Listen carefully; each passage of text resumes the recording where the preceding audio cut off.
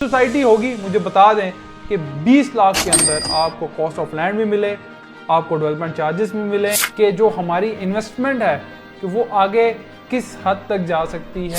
इस मंथ और next month में आने वाले जो टाइम है, ठीक ठाक सोसाइटी के पास पैसा जमा हो जाएगा और सोसाइटी वो पैसा डेवलपमेंट के अंदर लगाने वाली। गुलबर्ग ग्रीन्स, गुलबर्ग इस्लामाबाद।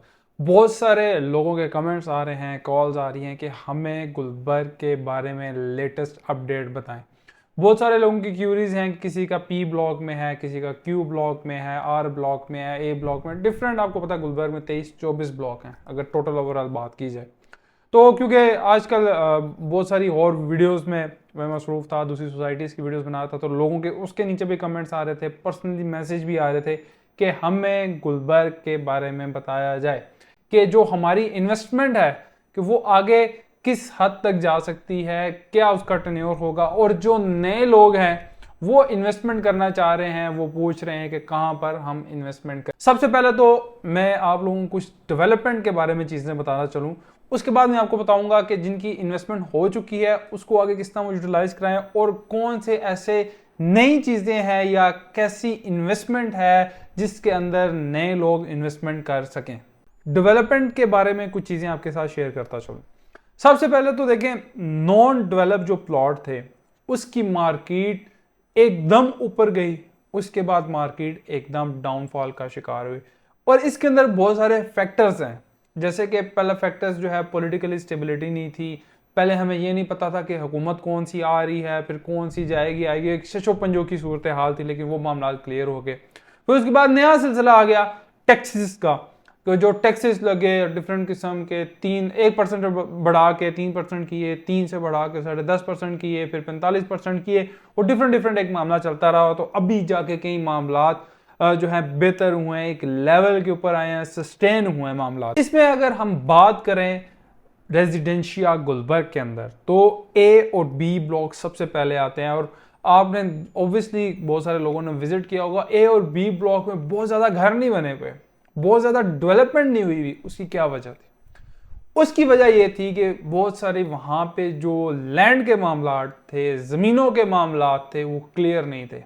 लेकिन अब वो अल्हम्दुलिल्लाह 70-80% जो है वो मामला क्लियर हो चुके हैं। नेक्स्ट कमिंग मंथ के अंदर एक्सपेक्टेड ये है कि ब्रेवो के अंदर डेवलपमेंट का काम शुरू हो जाएगा, जहां जहां पर गलियां कटी नहीं है। और ब्रेवो बड़ा जबरदस्त ब्लॉक है। अगर इससे आप थोड़ा सा आगे जाए ना तो 160-65 प्लस उसके सामने कमर्शियल है, डी मरकज पास है, और उसके आसपास जो डेवलप प्लॉट हैं आप उनका रेट देख लें। अगर हम आई ब्लॉक की बात करें तो 1,70,80 लाख का रेट है, और ब्रेवो में इस टाइम नॉन डेवलप का बहुत ही मुनासिब रेट के ऊपर आपको प्लॉट मिल जाता है।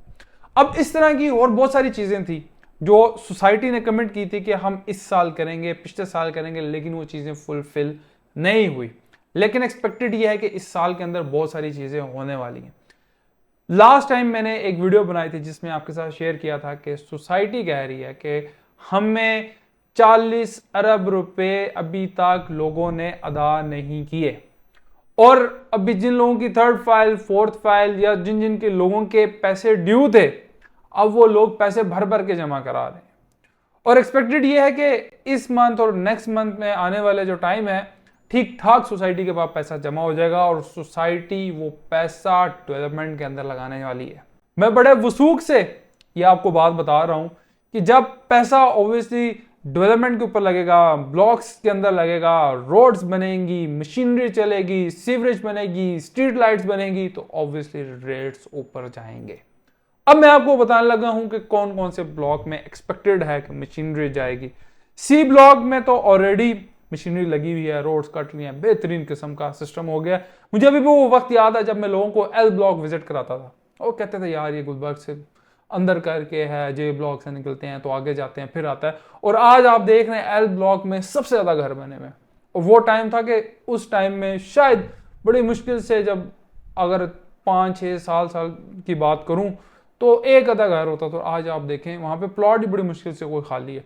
तो इसी तरह अब हम बात करते हैं के ब्लॉक के अंदर मशीनरी लगी है। उसके बाद पी ब्लॉक के अंदर, पी ब्लॉक का कुछ ऐसा पैच था जिसके अंदर मामला सारे क्लियर हो चुके थे, और अभी भी कुछ कुछ लैंड ऐसी है जहां पे अभी फसलें लगी हुई हैं, बाकी मामला क्लियर है। एक्सपेक्टेड ये है कि उसके अंदर भी मशीनरी लगी है। और उसके बाद जो सबसे बड़ा मसला है डबल ए ब्लॉक का, इतना टाइम हो गया अभी तक वो डेवलप नहीं हुए। लेकिन जो नए लोग हैं जो गुलबर्ग के अंदर अभी इन्वेस्टमेंट करना चाहते हैं, तो मैं आपको मशवरा देता हूं कि गुलबर्ग के अंदर जो 5 मरले का प्लॉट है विद डेवलपमेंट चार्जेस, कोई ऐसी सोसाइटी होगी मुझे बता दें कि 20 लाख के अंदर आपको कॉस्ट ऑफ लैंड भी मिले, आपको डेवलपमेंट चार्जेस भी मिले।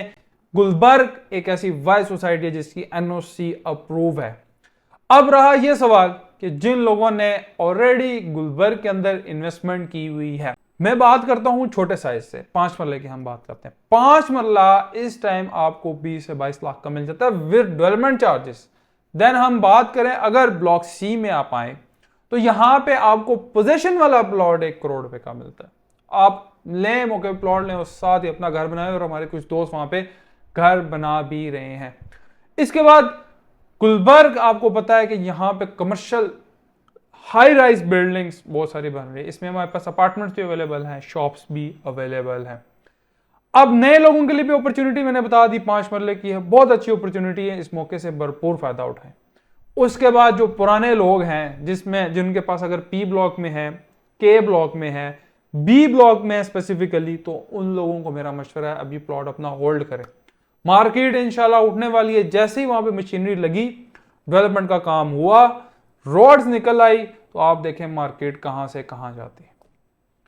इंशाल्लाह नेक्स्ट वीडियो में आपके साथ मुलाकात होगी। अगर अभी आपके पास कोई प्लॉट ऐसा है जिसको आप सेल करना चाहते हैं या परचेस करना चाहते हैं, हमारे नंबर आ रहे हैं, अभी हमारे साथ रब्ता करें। Thank you.